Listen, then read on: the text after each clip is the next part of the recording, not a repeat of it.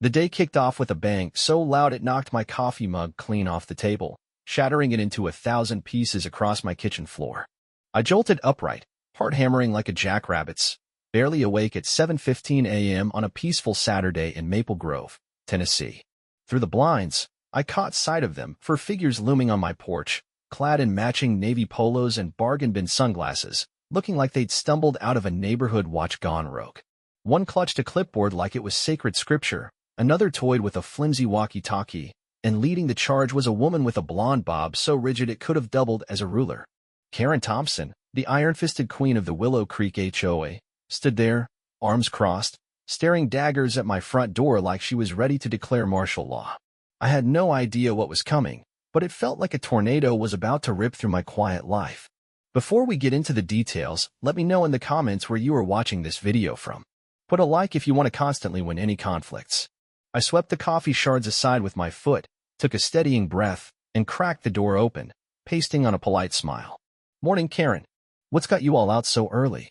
I asked, keeping my voice calm despite the unease bubbling inside. She didn't hesitate, barreling in with a tone that could wake a coma patient. "Ryan Davis, you're in blatant violation of HOA regulations, and we're here to enforce order." She shoved a laminated badge under my nose, shoddy, plastic, something a kid might whip up for a school project. "Willow Creek Enforcement Team," it read. Enforcement team? In a subdivision where the biggest drama is who forgot to trim their hedges? I stood there, hands on hips, as she rattled off her accusations like a prosecutor in a kangaroo court. Unauthorized shed color, an unregistered truck in your driveway, and, most concerning, defiant behavior toward the community. Defiant behavior? She meant the time I skipped her mandatory picnic because I'd rather rake leaves than choke down her dry cornbread. I opened my mouth to protest, but then she hit me with the whopper. "Since you've ignored our notices, the HOA is placing you under custody until you comply." Custody? My brain screeched to a halt. She nodded to a stocky guy, let's call him Chad, who whipped out zip ties, grinning like he'd just been promoted to sheriff. My serene Saturday had morphed into a bad sitcom, and I was the punchline. Here's the twist they didn't see coming. I'm not just Ryan Davis, the guy who likes his shed a nice shade of hunter green. I'm Marshal Ryan Davis, the town marshal of Maple Grove, with a real badge, real authority, and a patience that's been tested one too many times. Karen and her crew had no clue. They thought I was just another pushover homeowner. Boy, were they in for a surprise. Now, folks, I'd love to know. I mused aloud, picturing myself sharing this with you later. Have any of you ever had an HOA turn your day topsy-turvy? Leave me a note below. I reckon some of you have tales that'd make this one blush. Karen planted herself like a general, chest puffed out as if she were about to pin a medal on herself, while her posse, Chad, a woman I'll call Linda, and a twitchy guy I'll name Steve, nodded along like obedient puppies. "You've got 5 seconds to come with us, Ryan," she snapped, tapping her foot like she was counting down to doomsday. 5 seconds? I could barely wrap my head around this madness, let alone budge. I crossed my arms, keeping my tone even but firm. "Karen, I'm real curious. How do you plan to place me under custody with those plastic ties?" Chad lumbered forward, flexing like he was about to hog-tie a steer, but I didn't blink. My pulse thrummed, not from nerves, but from the sheer lunacy of it all. I set the broken mug handle on the counter, reached into my pocket, and pulled out my wallet. With a slow, deliberate flick, I flashed my Marshal's badge, shiny, official, and a world apart from Karen's DIY nonsense. "Let's see how your enforcement team measures up to this," I said, my voice steady but laced with a grin I couldn't hide. Karen's face went pale as a ghost, her smugness vanishing faster than pie at a church potluck. Chad dropped the zip ties like they'd bitten him, Linda clung to her walkie-talkie like a lifeline, and Steve stared at the floor, probably praying for a trapdoor to swallow him. You can't," Karen sputtered, her authority crumbling like stale bread. "Oh, I can," I interrupted, stepping forward just enough to make her flinch. "See, impersonating a law officer and trespassing on my land? That's a heap of trouble, Karen. You've got 10 seconds to clear out before I make this official." The silence was golden, thick, tense, and downright satisfying. They bolted like rabbits from a fox, Karen yelling, "This isn't over, Ryan," as she stormed off, her crew scrambling behind her. I watched them go, shaking my head, the broken mug still winking at me from the counter. But I knew Karen wouldn't quit that easy. She's the kind who'd fight a brick wall just to prove she could dent it. Meanwhile, Over at the Marshal's office downtown, my deputy pal Mike was already crackling over the radio, chuckling up a storm. Heard some HOA busybodies are riling you up, Ree. You holding steady.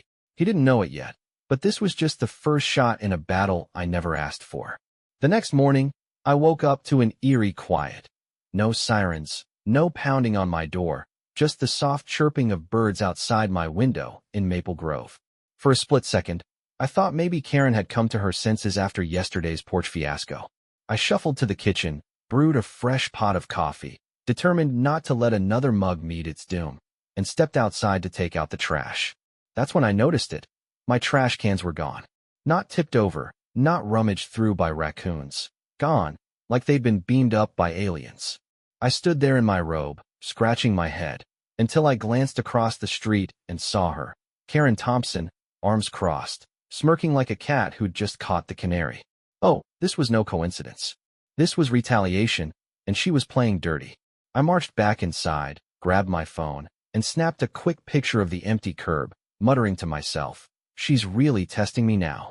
I wasn't about to let her win this round without a fight.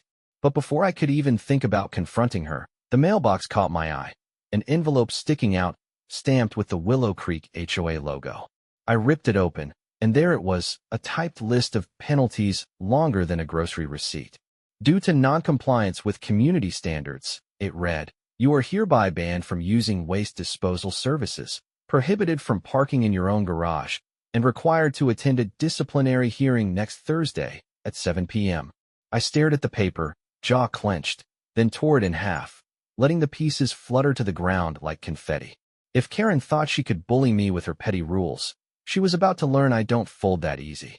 By noon, I'd calmed down enough to head out and replace those cans. $1.40 at the hardware store, no big deal. But when I got back, I found something new. An orange cone plopped right in the middle of my driveway, with a handwritten note taped to it. Garage closed by order of the HOA. It declared in Karen's unmistakable chicken scratch handwriting. I laughed out loud. Closed? My own garage. I yanked the note off, tossed the cone onto the lawn, and glanced across the street. Sure enough, there were Linda and Steve, peering from behind Karen's curtains, Linda scribbling furiously in a notebook like she was documenting my every move. Garage cone removed. 12:47 p.m. I imagined her writing, shaking my head at the absurdity. That's when Karen herself stormed out, marching across the street like a general charging into battle. You can't just ignore HOA sanctions, Ryan, she bellowed, waving that laminated badge again like it was a magic wand. I picked up the cone, holding it like a trophy, and grinned. Karen, you don't have the power to close my garage or anything else on my property. This is getting ridiculous. Her face turned beet red, veins popping in her neck. This is about community standards. You're disrespecting all of us. I took a deep breath, keeping my cool. No. Karen, this is about you throwing a tantrum because I wouldn't play along yesterday. Take your cone and go home. She huffed, snatched the cone, and stomped off, but I could tell she was already cooking up her next move. Meanwhile, back at the Marshal's office, Mike was dealing with his own headache. Got a call from some lady named Karen. He told me over the radio as I drove downtown to file a report. Said there's a suspicious character lurking around your place. Described you to AT. Said you're unstable. I told her we'd look into it. But I'm guessing this is personal, huh? I chuckled, gripping the steering wheel a little tighter. You have no idea, Mike. She's escalating, and I'm not sure where this train's headed. That afternoon, I sat on my porch, sipping coffee and watching the neighborhood go by, trying to figure out Karen's endgame. She wasn't just annoying. She was relentless, like a mosquito that keeps buzzing back no matter how many times you swat it. I knew she'd try something bigger, something bolder, and I'd have to be ready. Little did I know, across town, Karen was already on the phone, spinning a tale that'd bring the cavalry to my doorstep, and not the kind I'd welcome. The next day started calm, too calm, like the stillness before a thunderstorm rolls over Maple Grove. I was at the kitchen table, sipping coffee and piecing together yesterday's chaos with the missing trash cans and that ridiculous garage cone, when my phone buzzed. It was Mike, his voice crackling through the line with a mix of amusement and concern. You better get home quick. Got 2 squad cars parked in front of your place, Some lady called in a tip about a threatening man with a weapon at your address. Sounds like your HOA pal's handiwork. My stomach dropped. Karen hadn't just escalated. She'd gone full nuclear, and I hadn't even finished my second cup. I raced back from the marshal's office, tires squealing as I turned onto my street. Sure enough, there they were, two Maple Grove PD cruisers, lights flashing lazily, parked right in front of my house. Across the street, Karen stood on her lawn, hands on hips, playing the part of the worried citizen to perfection. She'd even thrown on a cardigan, like that'd make her look less like the puppet master pulling strings. I pulled into my driveway, stepped out, and waved to the officers. Tom and Ellie, good folks I'd known for years. Their faces lit up with recognition, but I could tell they were already over this nonsense. "Hey, Marshal," Tom called, tipping his hat with a sheepish grin. "Got a call about some suspicious activity. Fella with a gun causing trouble. You know anything about that?" I shot a glance at Karen, who was now fussing with her phone, pretending she wasn't eavesdropping. "Oh, I've got a hunch," I said, loud enough for her to hear. "Bet that tip came from Miss Thompson over there, didn't it?" Ellie sighed, flipping through her notepad. "Yep, anonymous caller, but she described you right down to your truck. Said you were a danger to the neighborhood." I couldn't help it. I laughed, a deep, belly-shaking laugh that echoed down the street. "A danger? Me?" Karen's head snapped up, her mask slipping for a second before she plastered on a fake gasp. "I only reported what I heard," she chirped, clutching her chest like a damsel in distress. "Some folks said they saw a man acting erratic. I'm just looking out for our safety." Tom rolled his eyes so hard I thought they'd stick, then turned to me. We've got no evidence of anything here. Looks like a false alarm. Again. Sorry to waste your time." I nodded, keeping my cool. "No worries, Tom. But maybe let Miss Thompson know filing fake reports can land her in hot water." Ellie smirked, jotting something down. "Noted. We'll log it as a prank call. But Karen, let's not make this a habit, all right?" Karen's face flushed crimson, her lips pursing like she'd sucked a lemon.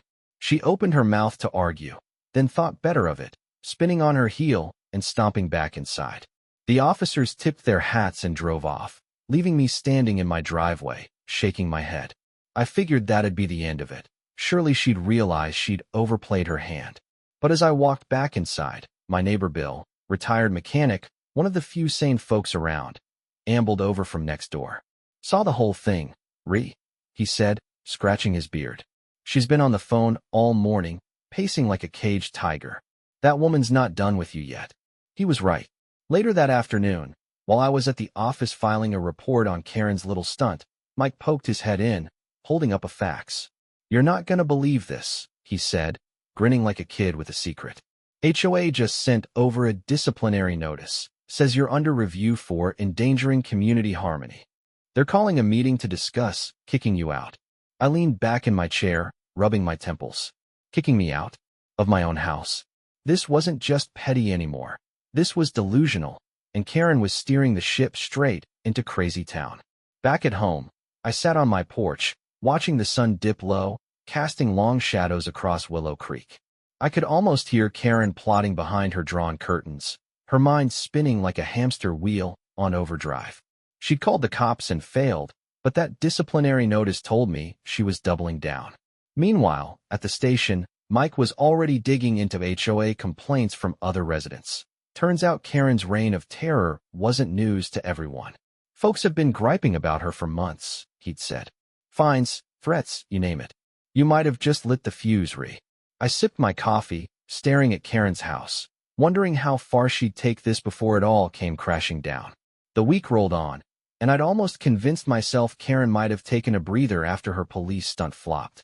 That hope evaporated Wednesday morning when I woke to the rumble of a diesel engine shaking my windows in Maple Grove.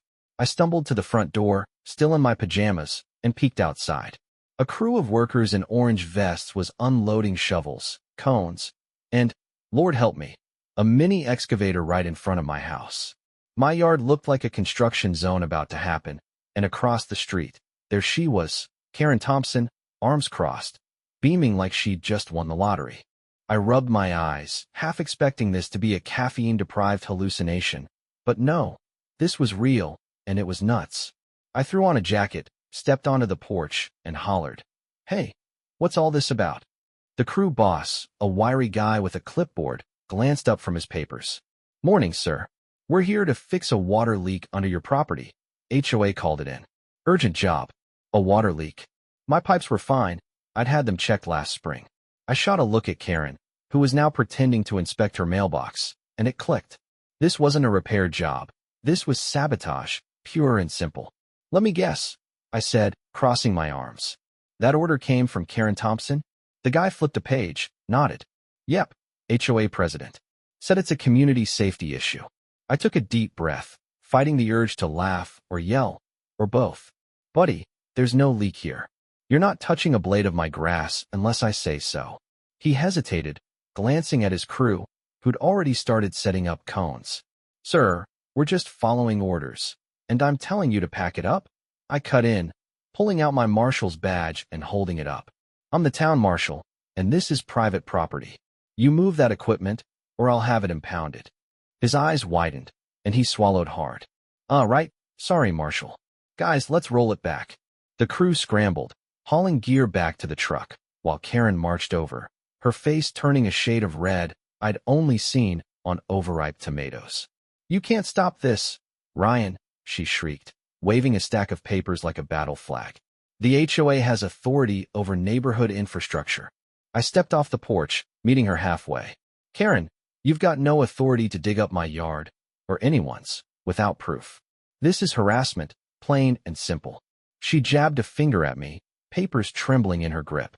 You're a menace to this community. A good neighbor wouldn't defy us like this. I kept my voice low, steady. A good neighbor wouldn't fake a crisis to settle a score. Take your toys and go.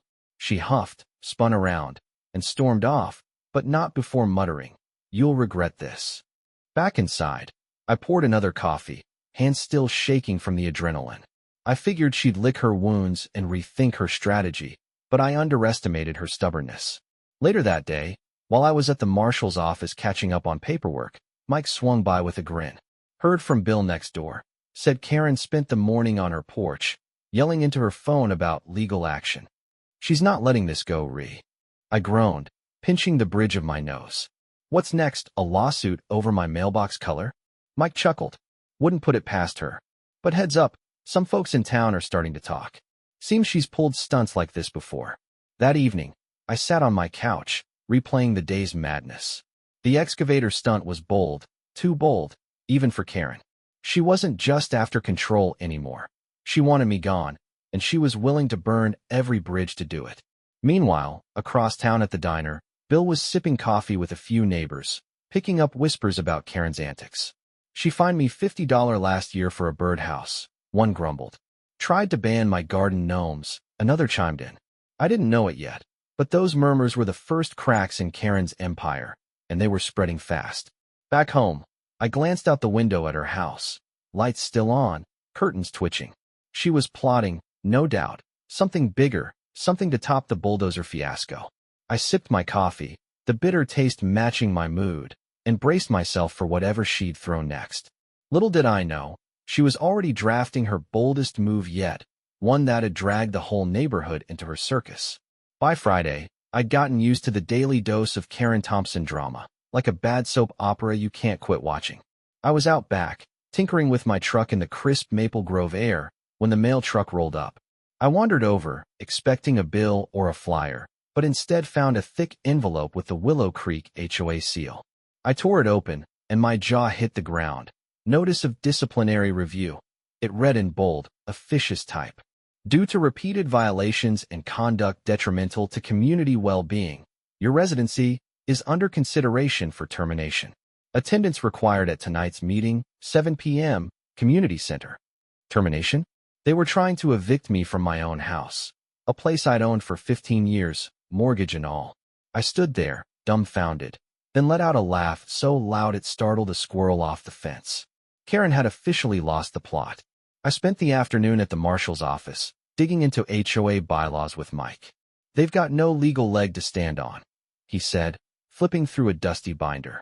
HOA can fine you, sure, but kicking you out? That's a fantasy.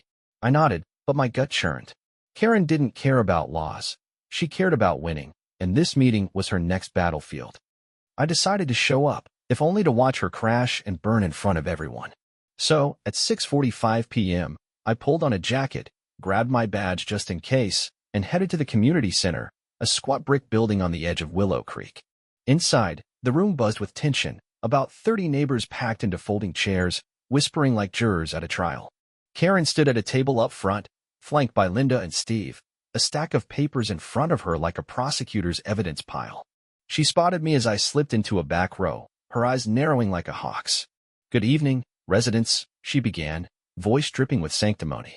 "We're here to address the disruptive behavior of Mr. Ryan Davis, who's undermined our community at every turn." She listed her grievances: my shed, my truck, my refusal to comply, each one more absurd than the last. I leaned back, arms crossed, waiting for my moment. Then came the twist I never saw coming. As Karen droned on about my threat to harmony, a chair scraped loudly, and up stood Marjorie Evans, 70 years old, silver hair, and the sweetest lady on the block, famous for her peach cobbler. She'd never said a word against anyone, so when she cleared her throat, the room went dead silent. "Karen Thompson," Marjorie said, her voice firm but quavering. "I've had enough of this nonsense. Ryan's a good man. You're the one stirring up trouble. Last month, you fined me $75 because my roses were too pink. Too pink. I'm done with your bullying, and I reckon others are too." A murmur rippled through the crowd. Bill, my next-door neighbor, stood next. "She's right. You tried to ban my old pickup 'cause it's an eyesore, but it runs fine.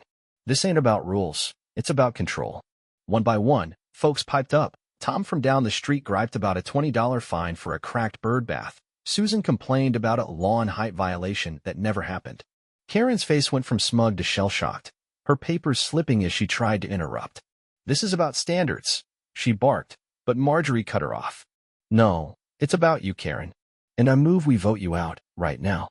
I sat there, stunned, as the room erupted in nods and ayes.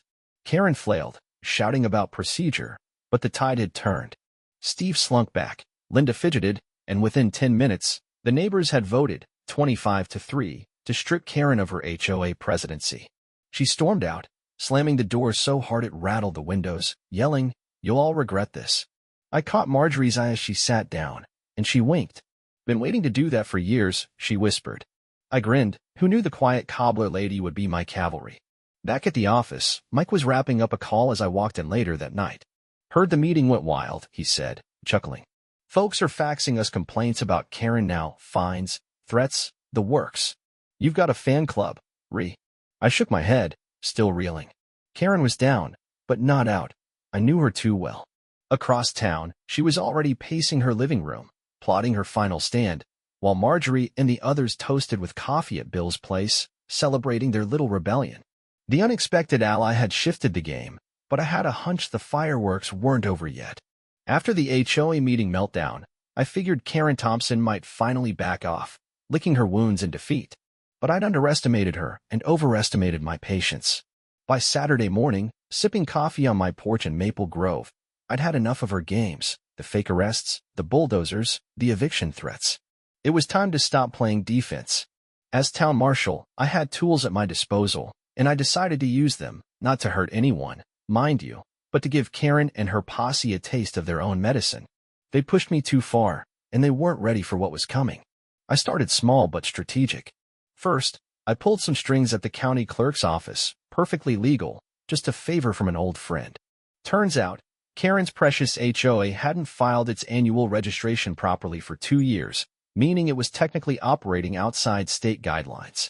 I drafted a formal letter on Marshal's office letterhead, citing the violation, and had it hand-delivered to her doorstep by noon. I watched from my window as she ripped it open, her face twisting from confusion to fury. She stormed inside, slamming the door, probably thinking it was a bluff. But I wasn't done. Next, I turned my attention to her loyal minions, Linda and Steve. I'd noticed Linda's beat-up sedan parked crookedly on the street for weeks, tires bald as a cue ball. A quick check confirmed it hadn't passed inspection since 2022. I called up Tom from the PD, who owed me a coffee anyway, and asked him to swing by for a routine patrol. Within an hour, he was out there, slapping a bright orange citation sticker on her windshield. Linda bolted out, waving her arms like a windmill, but Tom just tipped his hat. "Gotta keep the streets safe, ma'am," he said, winking at me from across the way as he drove off. Her screech echoed down the block. Steve was trickier. He kept a low profile, but I'd seen him hauling junk into his backyard for months, turning it into a mini scrapyard. A peek at the town code confirmed open storage like that was a no-go in Willow Creek. I tipped off the code enforcement office, anonymously, of course, and by mid-afternoon, a stern-looking inspector was knocking on Steve's door, clipboard in hand. I leaned on my porch rail, sipping coffee, as Steve stumbled out, red-faced and stammering, while the inspector pointed at rusted car parts and old tires. "You've got 48 hours to clear this, or it's a $200 fine," I heard him say. Steve glanced my way, eyes wide, like he'd seen a ghost. Karen caught wind of it all by dusk. She marched across the street, her posse trailing behind like shell-shocked soldiers, and pounded on my door. I opened it, calm as could be, and she exploded. "What's this nonsense about registrations and citations, Ryan? You're behind this, aren't you?" Her voice was shrill, hands trembling with rage. Linda chimed in. "My car's fine. You've got no right." Steve just stood there, muttering, "This is retaliation." I leaned against the doorframe, grinning. "Funny thing, folks, I'm just enforcing the rules. You know, like you tried with me? If you've got a problem, take it up with the county. Or maybe clean up your act." Their jaws dropped in unison, like I'd pulled the rug out from under them. Karen's face went from red to purple, her badge-waving bravado nowhere in sight. You can't do this. We're the HOA," she sputtered. "Not if you're not registered, you're not." I shot back, holding up a copy of the clerk's report I'd printed. "And last I checked, marshals uphold laws, local ones too. You might want to check your own backyards before pointing fingers." They stood there, frozen, as the reality sank in. I wasn't just fighting back. I was winning, and they hadn't seen it coming. Across town, Mike was fielding calls at the marshal's office, chuckling as complaints rolled in. "Karen's been on the horn all day. He radioed me later. Says you're abusing power." I told her everything's by the book. She's madder than a wet hen. I laughed, picturing her pacing her living room, her empire crumbling. Meanwhile, at the diner, Marjorie and Bill were swapping stories with other neighbors, grinning over coffee. "Heard Ryan's giving him what for," Bill said. "About time someone did," Marjorie replied, raising her mug. Word was spreading, and Karen's crew was reeling. That night, I sat on my porch, the air cool and quiet, watching Karen's house. Lights flickered behind her curtains. She was plotting, no doubt, but her shock was palpable. She'd underestimated me, and now her own rules were biting back. I knew she'd try one last desperate swing, but I was ready, and the neighborhood was too. Sunday morning broke over Maple Grove with a golden calm I hadn't felt in weeks. I was on my porch, coffee in hand, savoring the quiet after days of Karen Thompson's chaos. Her last-ditch efforts, unregistered HOA threats, citations for her crew, had backfired spectacularly, and I'd turned the tables hard. But I wasn't done yet. As town marshal, I decided it was time to end this circus for good, not just for me, but for everyone she bullied. Karen didn't know it, but her empire was about to collapse, and I was holding the sledgehammer. By noon, I'd rallied the troops. Marjorie, Bill, and a dozen other neighbors met me at the marshal's office, armed with stories and receipts of Karen's nonsense, fines for ugly flowers, bans on porch swings, even a $100 penalty for excessive holiday lights. Mike had dug deeper too, uncovering a paper trail that made my jaw drop. Karen had siphoned over $25,000 from HOA dues into special projects, code for lavish parties, and shady contractors who overcharged for nothing. "It's embezzlement, plain as day," Mike said, handing me the file. "County auditor's on speed dial if you want to make it official." I grinned. "Oh, it's official now." We called an emergency meeting that evening at the community center. No HOA stamp, just a neighborhood gathering. Word spread fast, and by 6 p.m., the room was packed, 50 residents, maybe more, buzzing with anticipation. Karen showed up, flanked by a sulky Linda and a defeated Steve, her laminated badge dangling like a wilted flag. She tried to take the floor, voice shrill. "This is an outrage. I've kept this community together." But Marjorie stood up, silver hair glinting under the lights, and shut her down. "You've kept us broke and miserable, Karen. Ryan's got proof, show him." I stepped forward, holding up the audit file. "Folks, your HOA president's been pocketing dues, $25,000 gone, while she fined us for breathing wrong. The HOA's unregistered too, technically, it doesn't even exist right now." Gasps rippled through the crowd. Karen's face went white, then red, then white again. "Lies," she screeched, but I kept going. I filed a report with the county. They're investigating, and I reckon charges are coming. Embezzlement, fraud, the works. The room erupted. Cheers, shouts, a few, I knew it, as from the back. Then came the kicker. Tom and Ellie from the PD walked in, badges gleaming, and approached Karen. "Ms. Thompson," Tom said, voice steady. "We need you to come with us. Got some questions about these financials." She froze, eyes darting like a trapped animal, then bolted for the door, only to trip over a chair and land in a heap. Ellie helped her up, cuffs clicking around her wrists as the crowd watched, stunned. "This isn't over," Karen wailed as they led her out, but it was, gloriously, undeniably over. With Karen gone, the room turned to me. "What now, Marshal?" Bill asked. I smiled, ready for this part. "We're scrapping the old HOA rules, starting fresh. No more fines for silly stuff, no power trips. I'll oversee a new board election. Fair, open, no nonsense. Who's in?" Hands shot up, Marjorie's first, and within an hour, we drafted a simple charter. Basic upkeep, voluntary dues, and a promise to keep it neighborly. The cheers were deafening. I'd never felt prouder. Days later, the county hit Karen with charges, embezzlement, forgery, even a trespassing count from her porch stunt.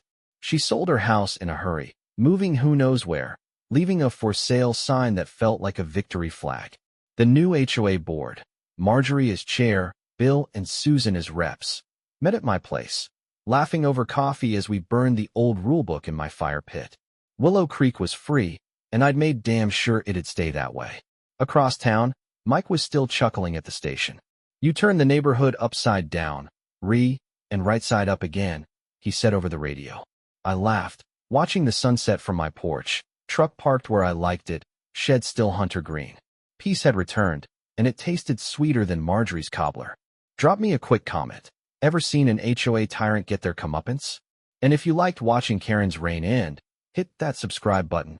I've got more stories where this came from.